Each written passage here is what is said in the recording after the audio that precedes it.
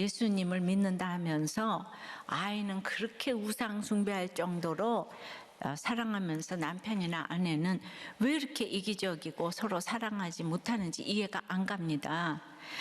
어떤 메이저리그 선수는 마이너리그 때 25만 원, 1년 동안 150만 원, 4년이나 받아가면서 고생하면서도 여러 번 부인과 그 피자를 쪼개 먹으면서 그렇게 행복하게 살았다고 하는데, 우리들 교회에 성도님들을 그렇게 간증을 하면서 어떻게 그렇게 자기 남편 부인을 무시하고 외도를 하고 서로 존중하지 못합니까? 이해가 안 갑니다.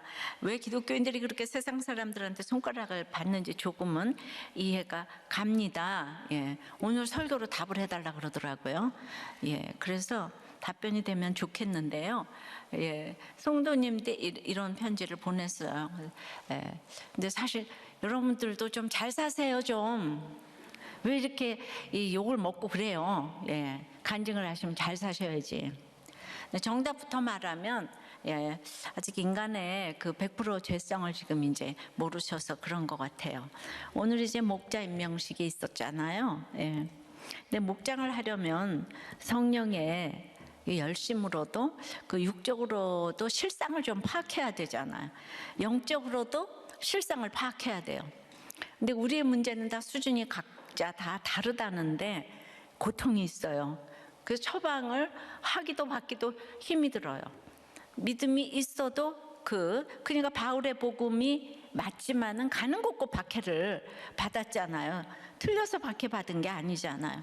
오늘 34절에 천부장도 바울을 왜 때리는지 바울의 진상을 모르겠다고 그래요. 진상이 예전 개역 한글에는 실상으로 돼 있어서, 예, 그게 좀 쉬울 것 같아서 실상으로 표현을 했습니다.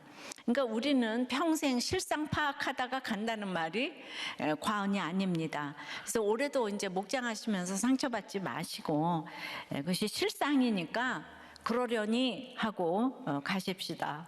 그래서 오늘 성령의 실상에 대해서 생각을 해보겠어요. 성령의 실상은 첫째로, 그래서 기다려야 합니다.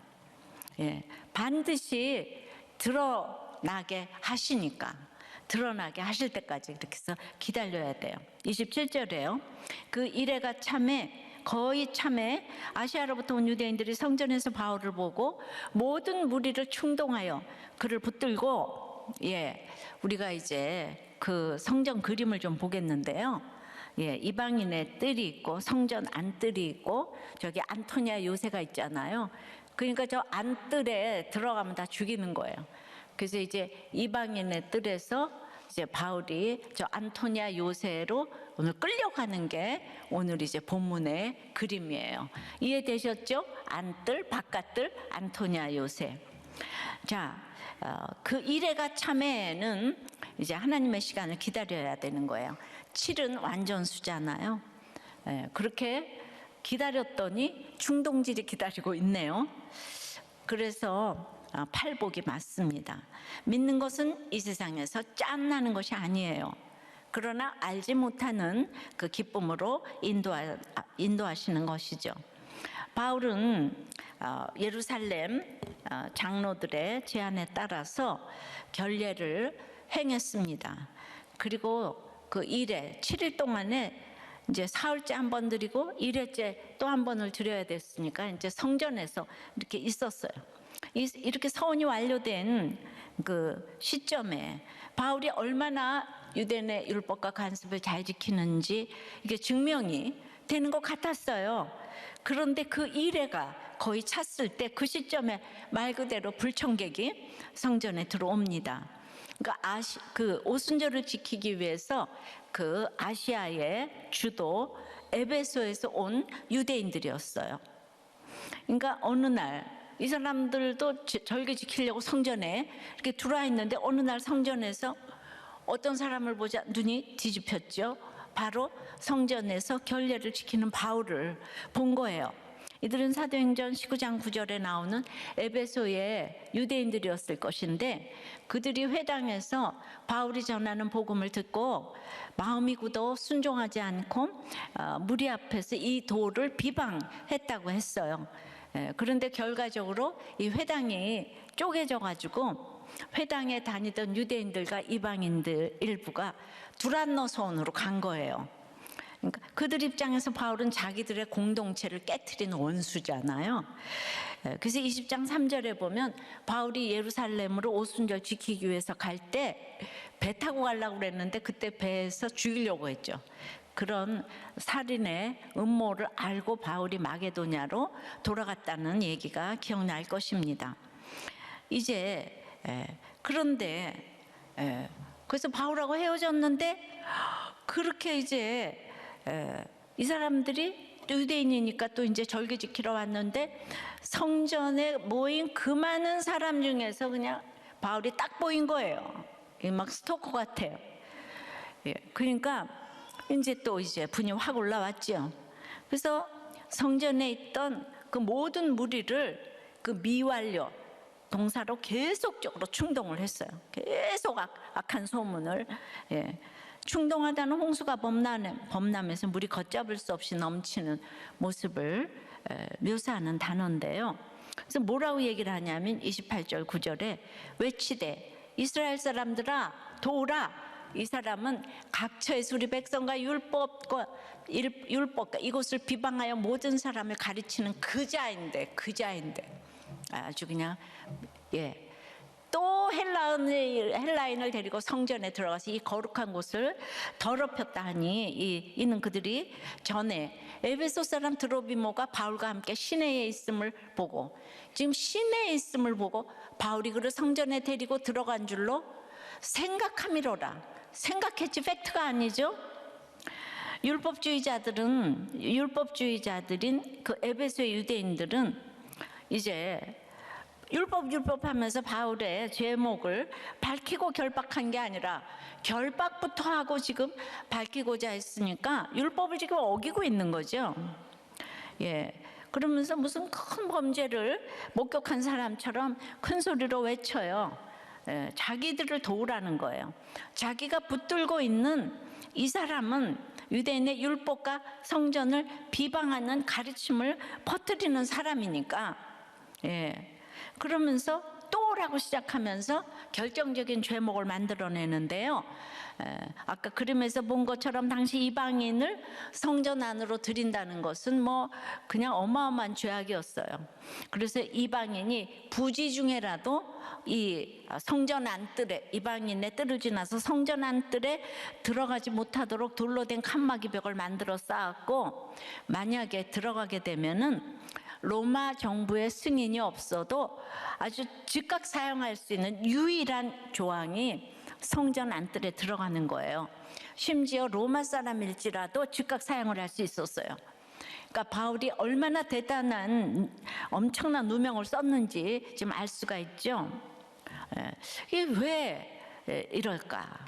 한때 자기들과 같은 에베소 회당원이었다가 바울을 따라 두란노 소원으로 떠난 드로비모가 바울과 함께 지금 헌금 가져왔잖아요. 예루살렘까지 온 거 보니까 더 화가 나는 거예요.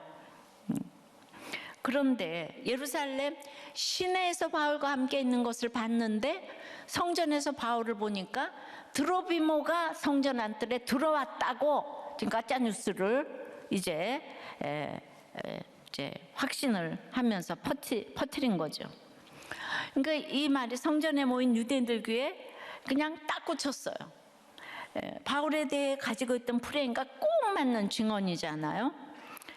그들도 바울이 유대인의 정체성을 무시하고 율법을 따르지 말라고 가르친다는 것이었기 때문이죠. 그런데 이 프레임과 달리 바울이 너무 그 모세의 결례를 철저히 지켜서 행하니까 지금 할 말이 없다가 그러면 그렇지 하고 이제 바울 주변으로 몰려 들어와서 지금 분노했습니다. 그런데 지금 문제는 바울이 그런 적이 없거든요. 드로비모를 데리고 온 적이 없다고요. 그러니까 생각하밀러라처럼 우리도 그저 그 사람이 그럴 거야. 내가 그렇게 생각한 게 아니고 나도 어디서 들었어.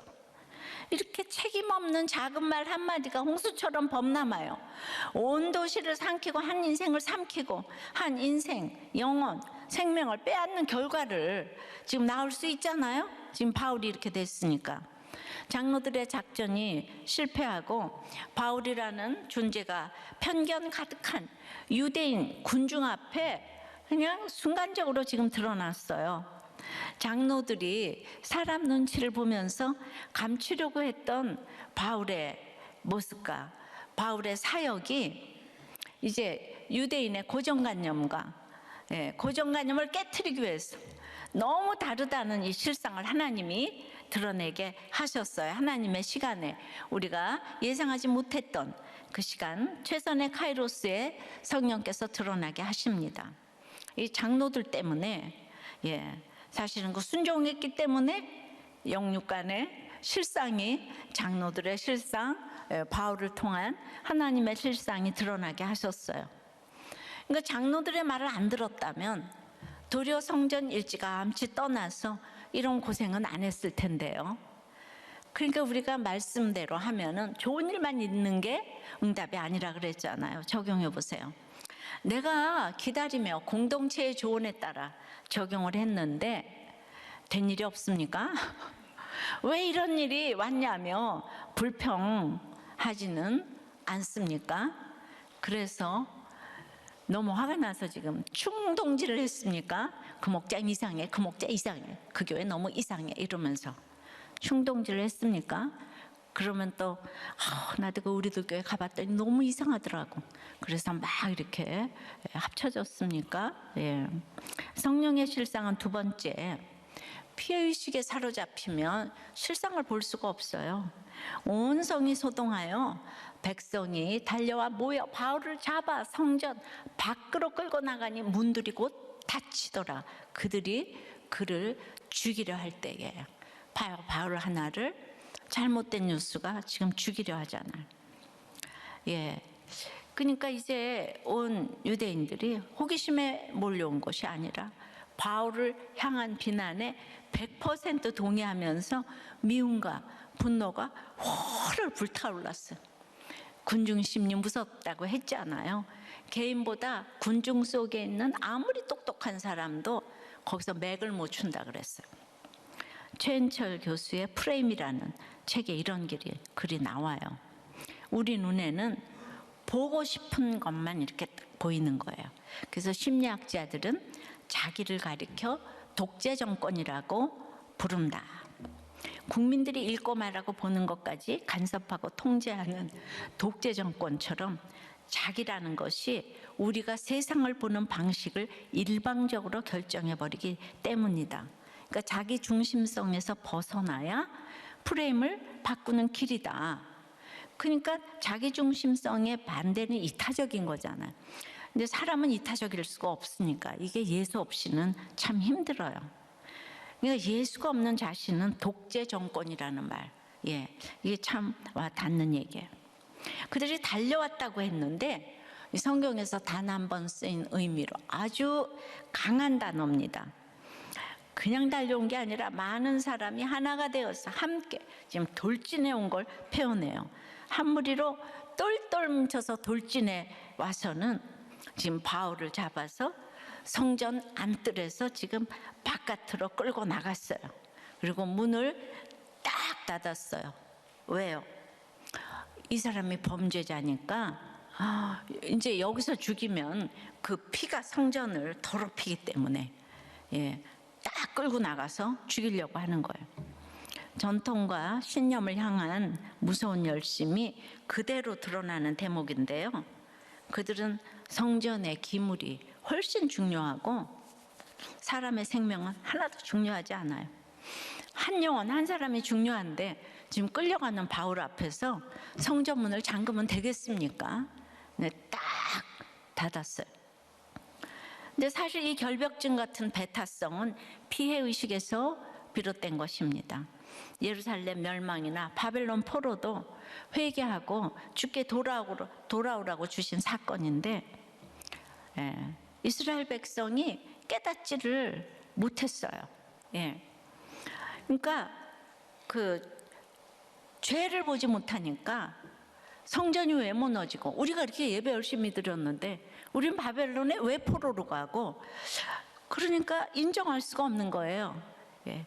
어찌 이런 일이 내게 일어났는가 외치면서 그때부터 지금까지 자손 대대로 자기가 받은 피해만 생각하는 거예요. 잘못이 없는데 피해만 받았다면서. 예, 피해의식에 사로잡혀 있어요.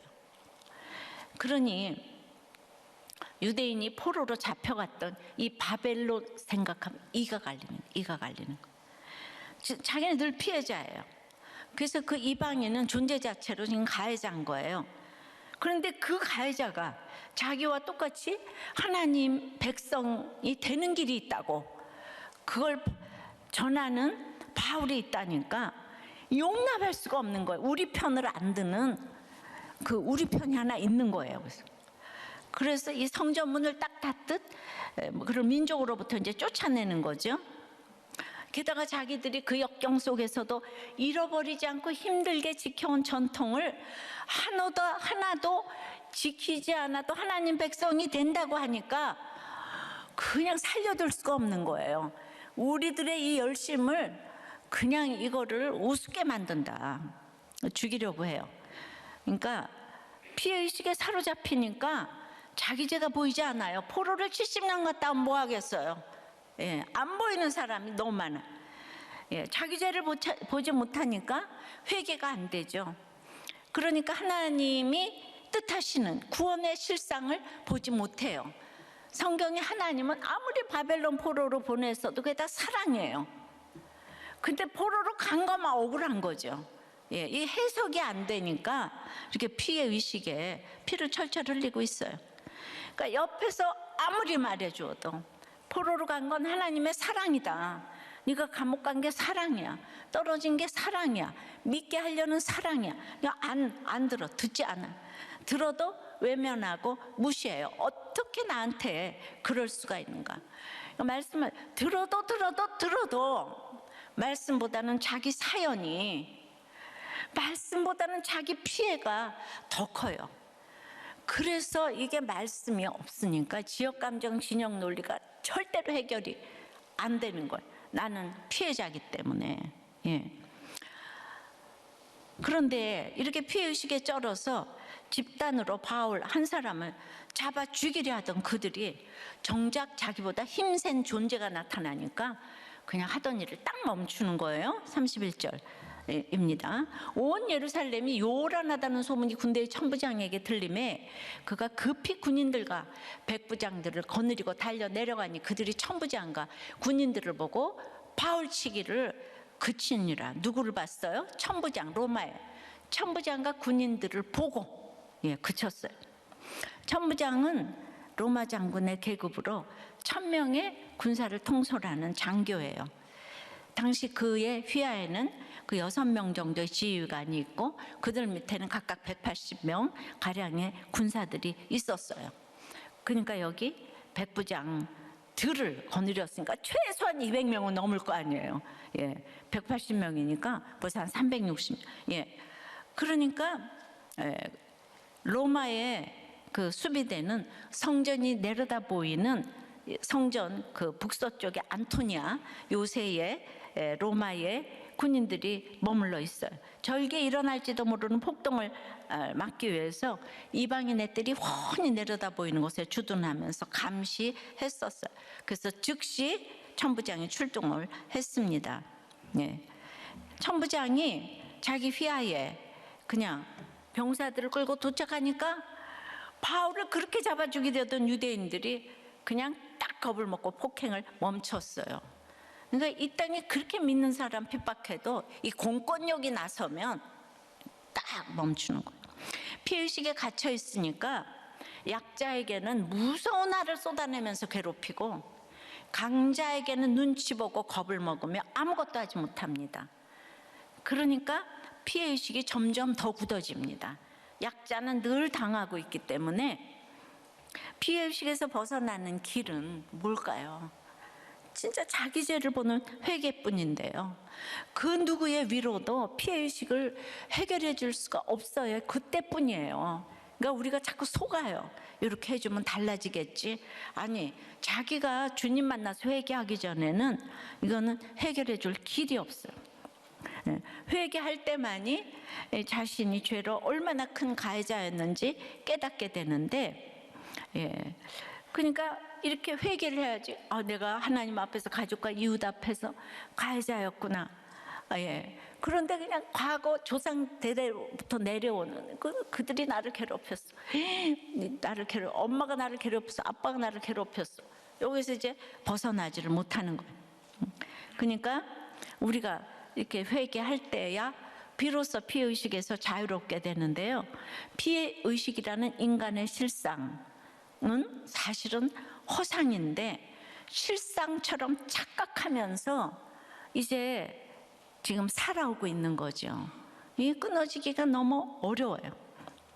내가 가해자였다는 고백이, 그럼에도 불구하고 하나님께서 나를 살려주셨다는 실상이, 그 은혜의 실상이 보이는 것, 이것이 바로 성령의 실상인 거예요. 그러니까 자기를 보지 않으면 아무것도 해석이 안 돼요. 해석이 안 되죠. 그러니까 바울이 왜 전도를 했어야 되는지 이해가 되시죠? 이 모든 문제가 해결되면 복음을 전하는 것밖에 길이 없어요. 말로 해서는 안 되는 거예요. 돈 주고 이래서 되는 게 아니에요. 복음이 들어가야 돼요. 성전 문이 굳게 닫히고 바울이 끌려가는 곳은 바로 성전 밖입니다. 그때 당시 기득권과 선민의식으로 가득 차 있던 사회에서 이방인은 결코 들어가지 못하는 이 성전이 아닌 바로 이 성전 바깥, 이곳이 어떤 곳입니까? 바로 스데반이 유대인들과 바울에 의해 돌로 쳐 죽임을 당한 장소인 거예요. 성령의 실상은 그러니까 늘 옳고 그름을 지적하고 나누는 그 성전 안에 문이 닫히고, 내가 그토록 들어가고 싶은 문이 억지로 닫히고, 바울이 나온 게 아니잖아요. 끌려 나왔잖아요. 끌려 나와서 내가 죄인으로서 죄인됨을 깨닫는 자리, 그 성전 밖으로 나를 데려가는 거예요. 근데 거기서 나는 억울하다, 나는 죄 없다, 내가 왜 이런 환경을 당해야 되느냐, 나는 결박당할 수 없다가 아니라, 바울은 내가 얼마나 죄인인지, 내가 이렇게 결박당해서 죽어도 아무 할 말이 없다 하는 그 자리까지 내려가야 되는 거예요. 저는 이제 바울이 스데반을 생각하면서 내가 똑같은 고난을 지금 받고 있구나 라고 생각하면서 그들을 도저히 미워할 수가 없었을 것 같아요. 이게 바로 성령의 실상입니다. 장로들의 말에 순종했지만은 막상 잡혀가게 되니까 장로들도 어느 누구도 바울을 위해서 바울이 잘못이 없다 외치며 목소리 내주는 사람이 아무도 없네요. 일주일 일회를 같이 하면서 서원을 했던 4명은 어디 갔나요? 그것이 궁금해요. 그들은 목숨 걸고 막지 않았거나 감히 막을 수 없는 상황이었을지 모릅니다. 그때 바울과 함께 했다가는 같이 죽잖아요. 그러니 누가 뭘 손가락질 할 수 있겠습니까? 근데 여기서 아이러니하게도 폭도들이 자기를 도우라고 했어요. 그러니까 거기는 사람들이 막 몰립니다. 그 폭도들에게는 사람이 막 몰려요. 국내 카이스트 대학의 한 연구팀이 코로나19와 관련된 가짜 뉴스가 언제 잘 확산하는지를 분석했대요. 헤어드라이기가 바이러스를 죽인다, 뜨거운 차를 마시면 코로나 감염이 줄어든다 등 이 팩트 체크가 끝난 가짜 뉴스 12개를 수집한 뒤에 그 응답자의 감정이 불안인지 혹은 분노인지를 체크하면서 이 조사를 했대요. 결과 불안을 느끼는 사람은 정보 검색에 집중을 하는 반면 분노를 느끼는 사람은 그냥 행동을 한다는 거예요. 그래서 행동하는 경향이 너무 강해지고, 분노한 사람들은 이 헛소문을 과학적으로 믿을 만하다고 생각하면서 더 잘 믿기 때문에 아주 이 가짜 뉴스를 공유하는데 굉장히 적극적이라는 거예요. 예. 그래서 이 분노를 느끼는 사람이 가짜뉴스, 거짓 소문을 잘 퍼뜨린다는 연구 결과가 이렇게 나왔어요. 이 가짜뉴스는 이렇게 사람들의 분노를 먹고 자랍니다. 사람들의 분노를 만들어내어 결국 끝에 가면 또 권력과 돈이 있죠. 예. 그러니까 우리는 가짜뉴스인지도 모르고 분노의 희생양이 될 수가 얼마든지 있죠. 자, 그러나 이래도 저래도 하나님께 모든 것을 맡긴 바울은 어떤 것도 묵묵히 받아들입니다. 바로 이것이 구속사예요. 이런 바울의 침묵들을 지금 드러나게 하셨어요. 이 고난을 통해서 하나님의 실상과 성령님의 실상이 드러나게 하시는 거예요. 예. 그러니까 이 장로들 얘기를 안 들었으면 바울 속에 계신 하나님이 얼마나 대단한지 나타낼 기회가 없었을 거 아니에요. 그러니까 우리는 겉으로 나타나는 거 보면서 장로들 말 들었더니 잡혀가잖아요. 이거밖에 모르잖아요. 그러니까 그건 너무 저급한 수준이라 이거예요. 우리도 실상이 드러나면 자유해지는 것이 있어요. 목장에서 감추고 싶다가도 누군가를 통해 드러나면 도리어 시원해지는 게 있거든요. 영육간의 실상은 드러나야 축복이에요. 그런데 이 성전의 문이 굳게 닫히는 이 표현이 사도행전의 성전에 대한 마지막 기록입니다. 이후 10년쯤에 예루살렘 폭동에 의해서 예루살렘은 로마에 의해서 철저히 이제 그 불타게 되고 성전도 불타고 이방과 유대인을 철저히 갈라놓았던 그 화려했던 성전은 로마의 장군 그 디도 장군에 의해서 도류에 돌 하나도 남지 않고 철저히 무너지게 된 거죠. 스데반도 성전의 의미는 그런 게 아니다. 예수 그리스도를 믿어야 구원을 얻는다는 구속사로 설교하다가 돌에 맞아 순교했어요. 바울도 이 성전 우상주의 때문에 지금 이제 죽음에 처해 있습니다. 그러니까 이들은요, 유대인 중에서 그리스도를 믿는 수만 명이 지금 바울을 대적하잖아요. 그러니까 예수를 믿어도 예수 그리스도를 구주로 영접했어도 유대인의 율법도 지켜야 된다는 거예요. 이들의 그래서 수염소 제사를 다 같이 지내면서 신인 협력설로 믿었다 이거죠. 하나님과 내가 같이.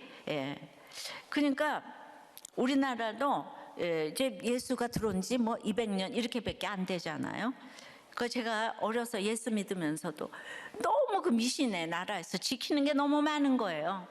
예, 그냥 너무 비근한 예로 이사날을 그렇게 태기를 하고 믿으면서도 사주단자를 보내고 점을 보고 보름에 귀신 쫓는다고 호두를 까먹고 시험날은 미역국 안 먹게 하고 사자는 그냥 불길한 숫자고 문지방 밟지 않고 손톱을 뭐 언제 뭐 깎으면 거기 귀신이 어쩌고 저쩌고 뭐 이런 것들을 그냥 그게 그냥 이 우리나라 문화인 줄 알고 죄책감도 없이 다 따라하는 것들이 있었어요.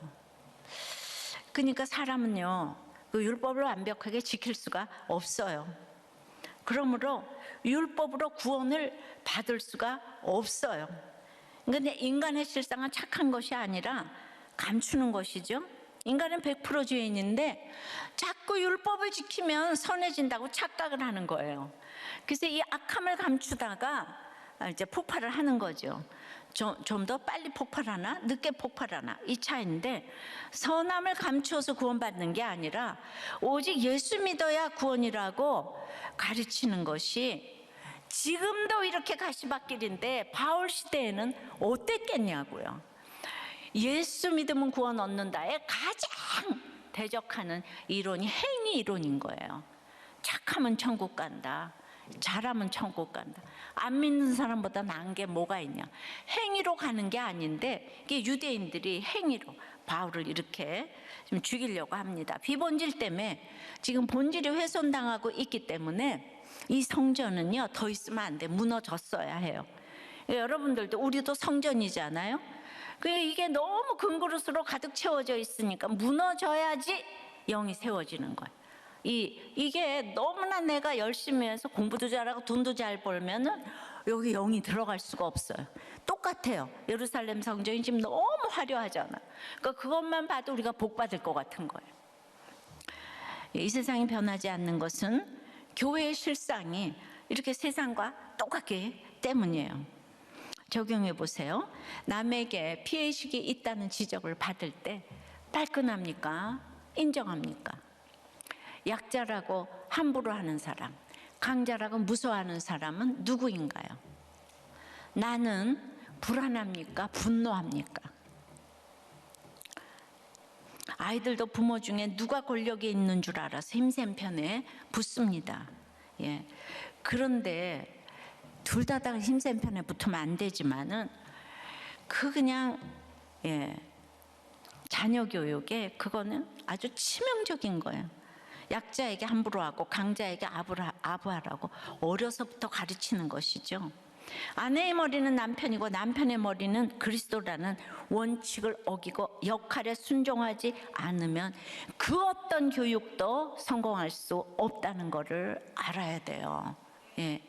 그러니까 우리가 능력주의, 이 능력주의, 능력이 출중한 와이프가 많고 회사에서도 능력이 출중한 부하가 많아요. 근데 그 사람이 그 상사를 우습게 여기면 그래서 우리는 예수님이 이 땅에 와서 질서에 순종하는 거, 세례요한에게 세례받는 거, 그거부터 하셨고 그게 십자가로 결론이 난다고 했죠. 자, 성령의 실상은 세 번째는, 그러니까 우리에게는 미리 들은 말씀이 있어야 돼요. 미리 들은 말씀으로 결박을 해석하는 것이 성령의 실상이에요. 33절입니다. 이에 천부장이 가까이 가서 바울을 잡아 두세 사슬로 결박하라 명하고, 이제 바울은 병사들에 의해 문자 그대로 양쪽에서 한 명이 쇠사슬을 이제 이렇게 단단히 묶었어요. 이건 왜 그랬냐 하면요, 그 전에 4,000명의 자객을 거느리고 난을 일으킨 애굽인이 있었거든요. 그 사람이 도로 왔는 줄 알고, 그래서 아주 난폭하고 거친 사람을 다룰 때 사용하는 쇠사슬로 지금 이제 완전히 정식 죄인으로 결박을 당한 거예요. 이것조차도 하나님의 세팅이에요. 보통 죄인 말고 정식 죄인, 이게 축복이에요. 정식 죄인. 그래서 결국 로마로 가게 되잖아요. 예루살렘에 오는 길에 성령께서 각성에게, 바울에게 미리 말씀하셨어요. 결박과 환난이 너를 기다린다 그랬잖아요. 그리고 가이사랴 빌립 집에서도 아가보 선지자가 바울의 결박을 행위로 예언했어요. 그러니까 말씀대로 결박을 당하니까 놀라지 않는 거예요. 그래서 미리 들어놓는 이 큐티 말씀은 너무 유익인 거예요. 예. 그러니까 33절 4절에 천부장이 이제 잡아놓고는 그가 누구이며 그가 무슨 일을 하였느냐 무리 보고 물었어요. 그러니까 우리 무리 가운데서 어떤 이는 이런 말로, 어떤 일은 저런 말로 소리치거늘 천부장이 소동으로 말미암아 이 진상을 할 수 없어요. 여기 진상이 나오죠. 참 진상이야. 진상을 할 수 없어서 그를 영내로 데려가라 명하니라. 바울은요 한마디도 대답 안 해요. 오늘 본문에서 바울은 처음부터 끝까지 말이 없어요. 그저 붙잡히고 욕먹고 매맞고 잡히고 끌려나가고 쇠사슬에 죽도록 지금 맞고 끌려서 가고 있습니다. 저항도 하지 않아요. 말도 하지 않아요. 예수님 같아요. 그런데 바울이, 아니 천부장이 누구며 무슨 죄를 지었냐 이렇게 물었죠. 지난주 첫 목장을 했을 텐데요. 우리도 처음 만나면 항상 천부장처럼 묻습니다. 너는 누구며 무슨 죄를 지어 결박을 당해서 왔냐? 이렇게 이제 물어보셨죠. 예. 그런데 바울은 로마로 갈 때 가장 안전한 방법이 내가 죄인임을 알고 죄인의 신분으로 결박당해 가는 것이 지금 억울한 게 아니잖아요. 로마에 가서 복음을 전해야 되니까 지금 안전한 방법으로 지금 결박당해 가는 거잖아요. 이것의 영적 원리는 내가 죄인임을 알고 죄인된 신분으로 결박을 당해 가면 그것이 가장 천국을 가는 지름길이라는 것이 성령의 실상입니다. 할렐루야. 어떤 경우에도 내가 결박을 당해 있는데 내가 죄인 이 죄인의 신분 이것을 알고 결박당해 있으면 그것이 천국 가는 지름길이에요. 그런데 이 무리들은, 유대인들은 교회를 다니지만 죄를 모르니까, 죄를 모르는 사람들은 저마다 이 말 저 말로 소리를 지르고 있어요 지금. 예. 그러니까 천부장이 그 옆에서 진상을 알 수가 없네요. 실상을. 저 진상들이 모여가지고 진상을 알 수가 없어. 예. 한자가 다르죠. 예. 그러니까 우리가 죄 없는 사람들이 하는 일은 늘 그렇게 소리를 질러요. 그렇게 부부간에도 100명은 모여 사는 것처럼 소리를 질러요. 목장에서도 소리를 질러요. 회사에서도 소리를 질러요.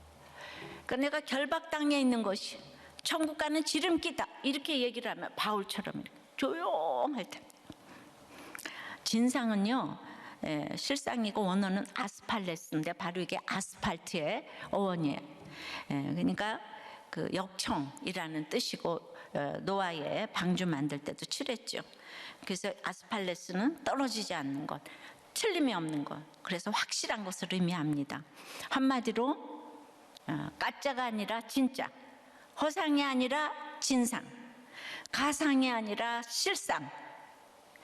그러니까 이 세상의 실상은 다 가짜고 허상이고 가상이라는 거죠. 이걸 여러분들이 분별하셔야 되는데, 근데 이 세상에서 떨어지지 않는 게 없어요. 돈도 권력도 명예도 건강도 시간이 흐르면 다 떨어져요.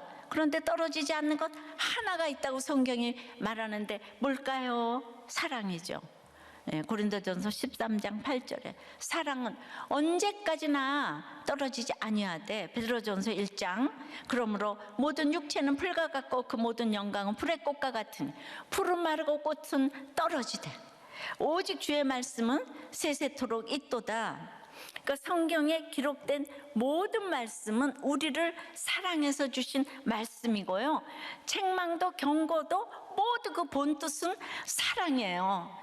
그러니까 목장에서 말씀으로 하면 그 어떤 것도 사랑인데, 내가 믿음의 분량이 안 되니까 날마다 왜 나한테 저런 소리를 하나. 바울이 당할 환난과 결박을 미리 말씀해 주셨을 때, 아니 환난과 결박을 당하리라 하면 그게 누가 듣기 좋아요? 흉한 말이잖아요.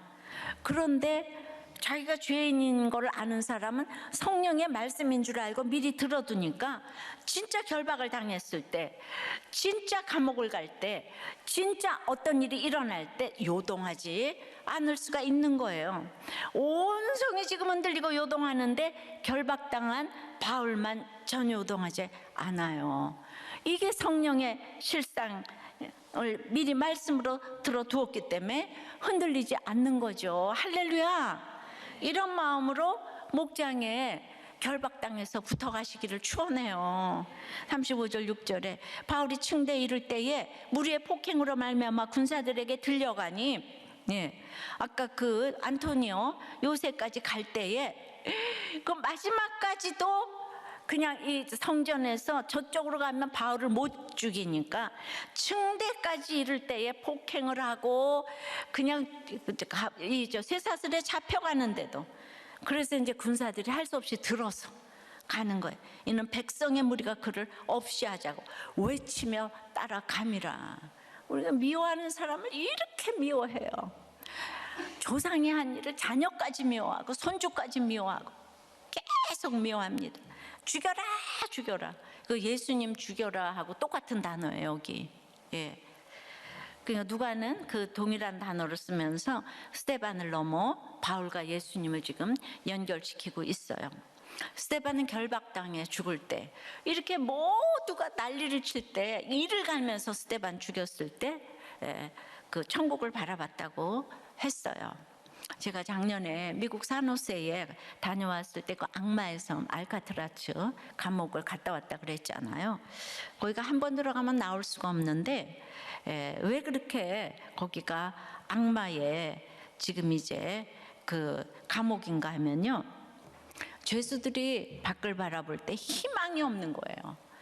왜냐하면 거기 조류가 너무 높고 온도가 너무 높아서 살아서 탈출한 사람이 없고 할 수도 없고, 그러니까 한 번 들어오면 죽기까지 나갈 수가 없으니까 그냥 모두 감옥 안에서 그렇게 자살을 시도한다는 거예요. 그래서 악마의 섬이라고 이제 불리운다는 게 거기 이렇게 대부분 자살하기 때문이라는 설명을 이제 읽었어요.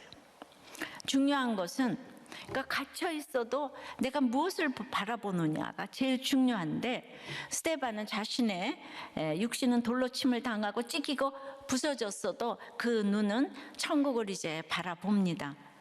그리고 그 스데반을 죽인 바울이 바로 이 똑같은 성전 바깥들에서 죄의 자리에서 스데반이 바라보는 것을 함께 바라보며 자신의 죄를 위해 죽으신 예수님을 바라봅니다. 우리의 환경이 다 무너지고 부서지고 아주 결박당한 것 같아도 실상은 나를 자유케 하며 예수께로 인도하는 성령의 실상이기 때문에 요동치 않는 거예요. 바벨론 포로로 갔다 온 건 하나님의 한량없는 사랑인데 이 죽을 때까지 용서를 못하잖아요. 저는 아주 그냥 그 스데반이 돌로 침을 당한 곳에서 바울도 이렇게 침을 당하고 있으면서 도리어 스데반에 대한 마음의 짐을 덜었을 거라는 생각이 들고요. 그냥 진짜 나의 무거운 죄 모든 짐을 벗고 하는 말, 예수 인도하셨네가 막 저절로 됐을 것 같아. 그게 그림이 막 그려지는 거예요. 복음은 장차받을 환난이라고 했잖아요.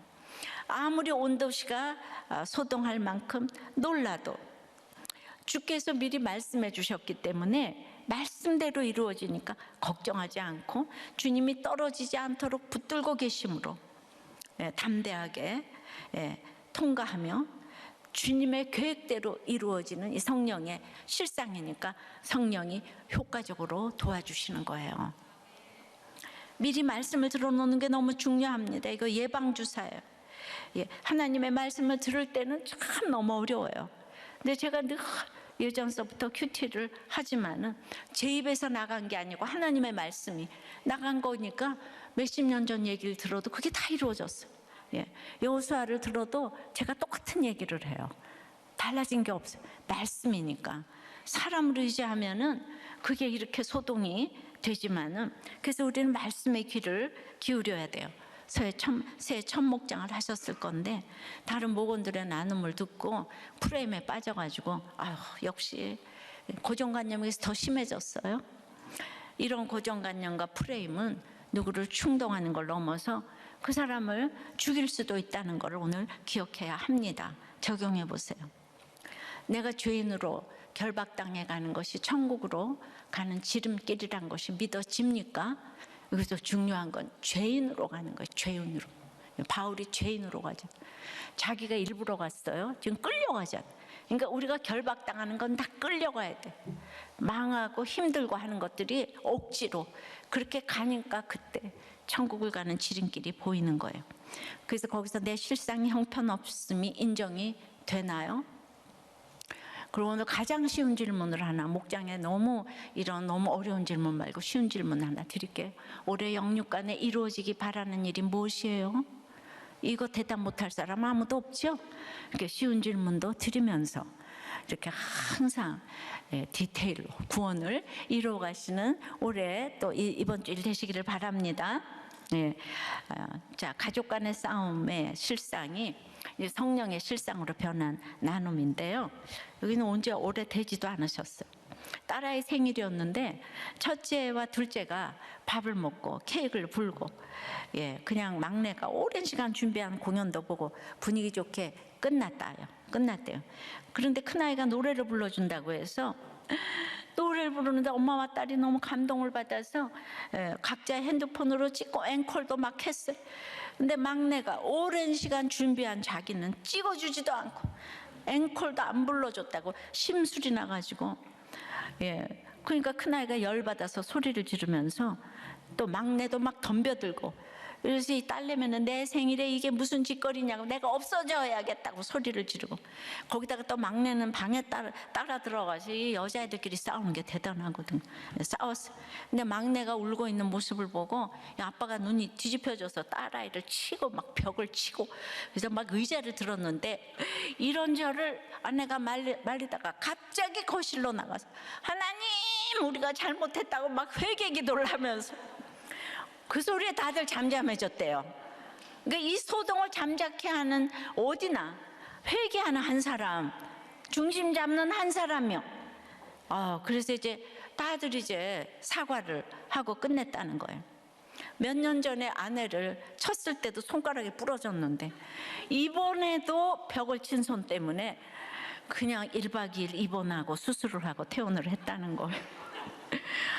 그런데 퇴원하는 날 갑자기 유튜브에 AI가 김양재 목사님의 나를 살리는 회개 설교로 이제 넘어가가지고 그걸 이제 5번을 듣게 하시면서 제가 얼마나 큰 죄인인지 다시 한번 보게 하셨는데, 악하고 음란한 다윗이 바세바를 범하여 낳은 큰아이가 죽어갈 때 회개했는데, 악하고 음란한 저는 학교생활, 가정생활 모두 힘들어서 죽어간 우리 큰아이를 보며 다윗처럼 회개를 하지 못하고 오히려 아이를 때렸더라고요. 그래서 집에 와서 예배를 드리면서 가족을 모아가지고 감사한 것씩 한 가지씩 얘기해보자. 나는 너무나 부족한 남편이고 아빠지만은 그래도 내 자리를 남겨줘서 너무 고맙다. 그러니까 아내도 이 각자의 자리를 지켜줘서 고맙다. 큰아이도 시간 제한 없이 풀어줘서 고맙다. 그동안 시간 제한했었나 봐요. 네. 딸아이는 생일 선물 많이 받아서 고맙다. 막내는 5가족이 한 방에 모여서 잔 게 그립다고 나눴어요. 예. 그래서 이제 다 새해 바라고 싶은 걸 나누자고 해서 제가 가족들에게 남편과 아빠의 모습을 더 인정받도록 노력하겠다고 했더니 아들이 엄지손가락을 촉하는 게 아니고 엄지손가락을 쭉 너무 돼가는 집이에요. 예. 예, 이렇게 그냥 편안하게 이런 얘기를 이렇게 했다는 거예요. 여러분, 유대인들처럼 서동하고 싸우는 게 우리하고 무슨 상관이에요, 그죠? 우린 정치도 몰라. 그냥 우리는 우리 가족이 이 미치도록 다 싸워, 그죠? 이게 남의 얘기가 아니에요. 우리는 그냥 내 옷 왜 입었어? 그러고 머리끄댕이 가지고 싸워. 내 운동화 왜 신었어? 뭐. 그거 내가 얼마나 아껴서 산 건데 그거 좀 신으면 안 돼. 안 돼! 이러고 싸워요. 예, 그래서 싸웠지만 한 사람 엄마가 회개하니까 잠잠해졌다 그러잖아요. 아빠도 말씀으로 회개하며 자기 죄를 보니까 이 땅의 실상으로는 콩가루같이 싸웠지만 성령의 실상으로 변하게 된 줄을 믿습니다. 우리가 너무 놀라질 말고요. 서두에 저한테 편지를 보낸 분도 우리가 다 싸워도요, 우리는 드러내는 거지 딴 데는 안 드러내서 그래요. 우리가 드러내요. 또 아무리 좋은 사람도 예수가 없으면 나중에 어떻게 될지 몰라요. 오늘 답이 꼭 되셨기를 바랍니다. 아버지, 성령의 실상을 이렇게 알려주셔서 감사하고 또 마음이 참 아픕니다. 누구라고 바울처럼 그 길을 갈 수가 있겠습니까? 그러나 그 성령의 실상이 바울이 갖기에 다 드러나게 하셨어요. 기도하고 내일 일을 모르지만은 우리가 적용한 하나하나의 모든 적용들이 성령의 실상이 드러나게 되는 그런 적용이 될 줄을 믿습니다. 우리의 실상이 너무 감추고 허상이 많고 너무나 가짜인 것이 많아서 너무 가슴이 아프고, 그래서 하나님은 우리 인류를 위해서 바울이 이 길을 걸어가게 하셨는데, 사실은 우리가 전혀 알지 못했던 그 알지 못하는 기쁨이 있기 때문에 바울이 이 길을 걸어가지 않겠습니까? 저는 바울이 오늘 그 바깥들에서 그렇게 매를 맞고 쇠사슬에 매어가면서 너무나 이제 이 나의 무거운 죄 모든 짐을 벗고 하는 말, 예수 인도하셨네 고백이 저절로 나왔을 것 같아요.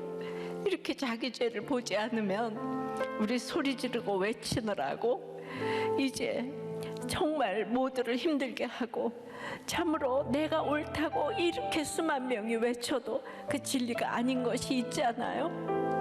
그러므로 내가 지금 어떤 결박에 묶여 있다고 할지라도 거기서 죄인된 신분을 바라본다면 그것이 천국 가는 지름길인 것을 알게 하여 주시옵소서. 이런 전혀 알지 못했던 기쁨으로 성령의 실상을 알고 드러나게 하시고, 거기에서 내가 잠잠히 있으니 하나님이 드러나고 성령님이 드러나지 않습니까? 그런 성령의 실상이 보이는 한 해와 일주일이 될 수 있도록 주여 역사하여 주시옵소서. 주님, 나라가 있어야 이런 예배를 드립니다. 주님 역사하여 주시옵시고, 우리나라를 어느 길로 이끌지 모르겠지만 우리는 늘 환난과 결박이 있는 것을 알고 걸어가오니 주여 놀라지 않고 요동하지 아니하고 기도하며 아버지 하나님 가장 좋은 길로 주님께서 인도해 주실 것을 믿고 갑니다. 함께하여 주시옵소서. 함께하여 주시옵소서. 성령님 도와주시옵소서. 예수 그리스도 이름으로 기도드리옵나이다. 아멘.